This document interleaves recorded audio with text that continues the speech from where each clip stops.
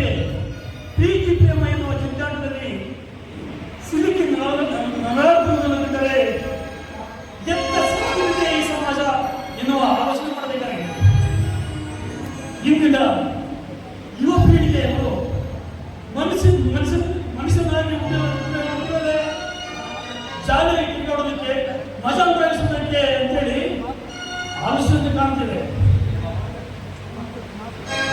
ಕೈಯಲ್ಲಿ ವಯಸ್ಸನ್ನು ಪ್ರೀತಿ ಪ್ರೇಮ ಎನ್ನುವ ಹುಚ್ಚು ಆಸೆ ಇಟ್ಟುಕೊಂಡು ಸಮಾಜದ ಎದುರು ಸಿಂಪತಿ ಪಡೆಯುವ ಈ ಬದ್ಧ ಪ್ರೇಮಗಳಿಗೆ ಅರ್ಥವಾಗುತ್ತಿಲ್ಲ ಜೀವನದ ಪಾಠ. ಅದು ಅಲ್ಲದೆ ಒಂದ್ಸರಿ ನಿಂತರು ಅವಳೇ ನನ್ನ ಸಾಹಸವ ಅಂತ ಅವನೇ ನನ್ನ ಜೀವನ ಜೊತೆಗಾತಿ ಅಂತೇಳಿ ಹೀಗೆ ಅವರವರ ಭಾವಕ್ಕೆ ಪ್ರೀತಿ ಪ್ರೇಮ ಎನ್ನುವ ಅವರಿಗವರೇ ಶರಣಾಗಿ ಮಾಡುತ್ತಿರುವುದನ್ನು ನೋಡಿದರೆ ಯಾಕೆ ಬೇಕು ಈ ಪ್ರೀತಿ ಪ್ರೇಮಗಳ ಸಹವಾಸ ಅಂತ ಅದರಲ್ಲಿ ನಿರುದ್ಯೋಗಿಯಾಗಿ ಹೆತ್ತವರಿಗೆ ದುಃಖಿಸಲು